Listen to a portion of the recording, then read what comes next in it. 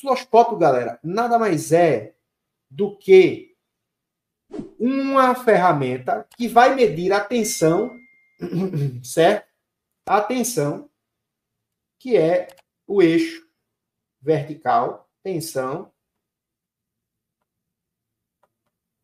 sobre o tempo. Só isso. Osciloscópio é só isso. Só que só isso, cara, te dá uma visão de tudo que está acontecendo naquela placa ali. Se tu pegar, por exemplo, o Smart Curve, por exemplo, você pode até utilizar o próprio osciloscópio, você faz um Smart Curve com osciloscópio.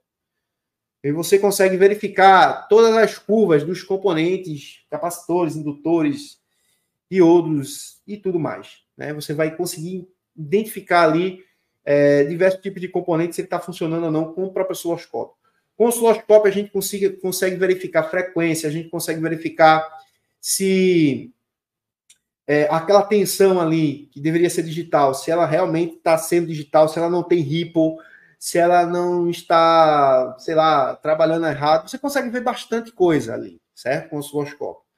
Então, na prática, na placa do smartphone, a gente consegue verificar, por exemplo, barramentos I2.6, barramentos SPI, barramento ART, barramento SPMI. A gente consegue verificar frequência, pulso de habilitação, muita coisa que a gente não consegue verificar, galera, com o multímetro. Então, chega um momento da análise, cara, que muita gente pega aqui o seu multímetro, ó, sai analisando, pá. Só que tem coisas que você vai precisar medir que não consegue medir com multímetro.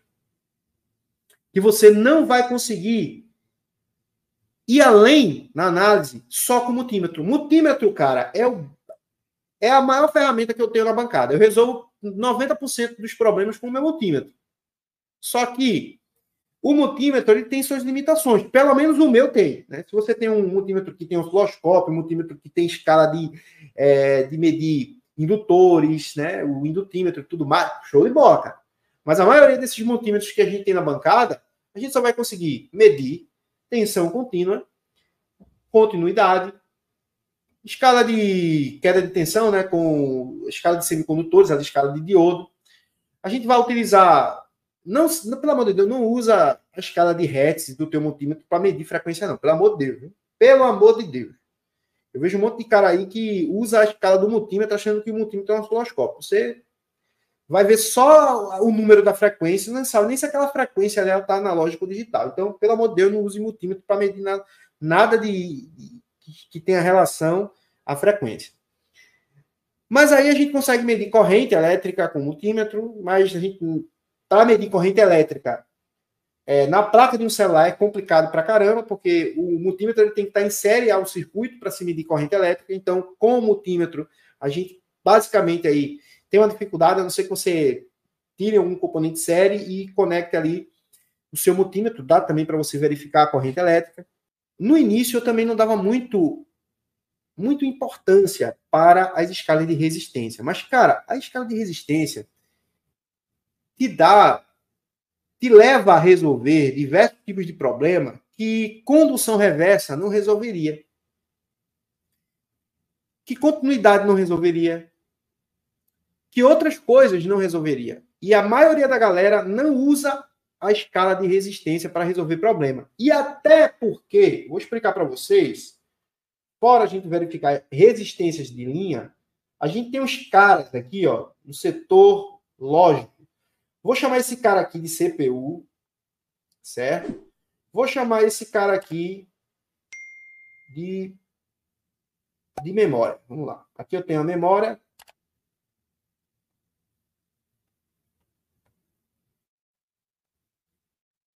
E aqui eu tenho a CPU. Cara, esse circuito aqui da CPU, ó, em torno da CPU, e esse circuito aqui da memória, cara, a gente tem um cara aqui, certo? Que dá muito problema e tem muita gente que não acha defeito porque não analisa ele. É o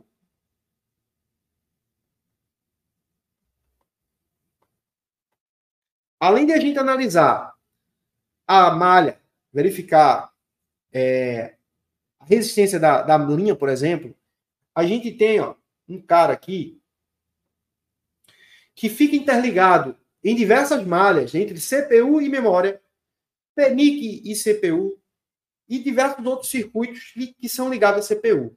Quando a gente tem uma resistência alterada, se liga só, dependendo da resistência, se ela estiver ligada em série ou se ela estiver ligada em paralelo,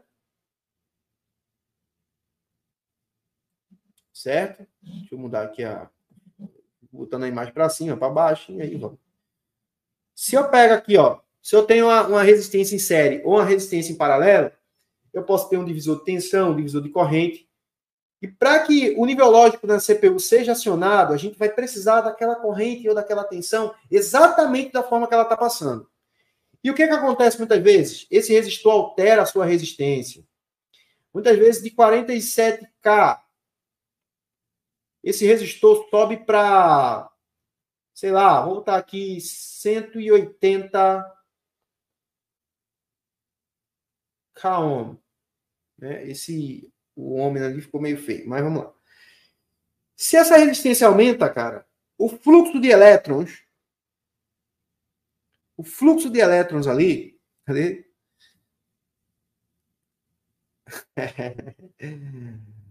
O fluxo de elétron, pessoal, que vai chegar para a CPU é baixo.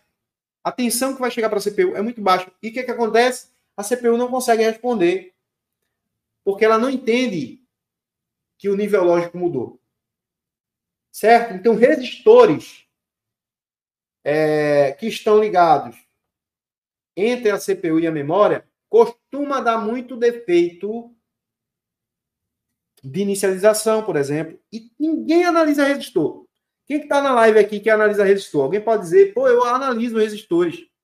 Outra coisa que ninguém analisa, que passa despercebido pra caramba, ó, se tu tem um IFPMIC, vou voltar lá pro IFPMIC de novo. Se tu tem um IFPMIC, tu tem um cara desse aqui, ó.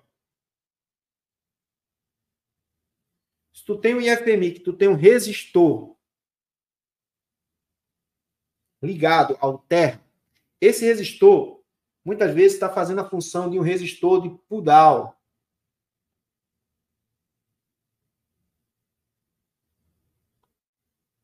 Certo? E esse resistor de pull-down, ele vai fazer com que o nível lógico dentro do circuito integrado seja interpretado pelo circuito. Então, se tu tem um resistor aqui, R1, que esse resistor aqui, ele altera a resistência para mais, ou simplesmente ele caiu da placa aqui, ele não está mais presente, cara, já era.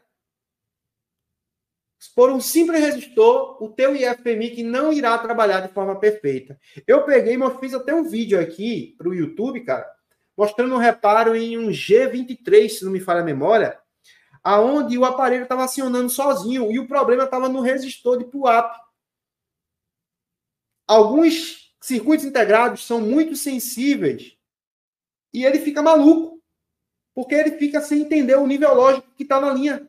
Recebe uma tensão ali, fica alto, o nível lógico está alto ou está baixo. Então, resistores que estão ligados em série,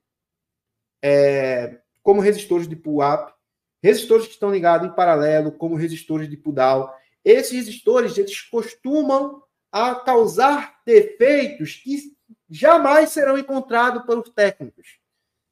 Então, quem que vai encontrar esses defeitos aqui, pessoal? Técnicos que têm conhecimento em eletrônica. Certo? Então, o que eu digo para vocês aqui que estão assistindo essa live, cara, é que vocês entendam que sempre vocês precisam estudar. A eletrônica é algo que sempre vai evoluindo e você precisa estar sempre evoluindo também. Tem muita gente que acha que, eu vou estudar isso aqui, eu vou passar uma semana estudando e, não quero estudar mais não. Com o conhecimento que eu tenho já dá para resolver tudo. Cara, você vai levar muitos problemas, né, que você não vai conseguir resolver. Então, o que é que eu digo para vocês? Gente, estuda, cara. Estuda, não quero comprar meu treinamento, não quero comprar um treinamento fulano. Pode estudar por si só, cara. O caminho vai ser mais difícil, doloroso, mas dá. Fiz muito isso já na vida.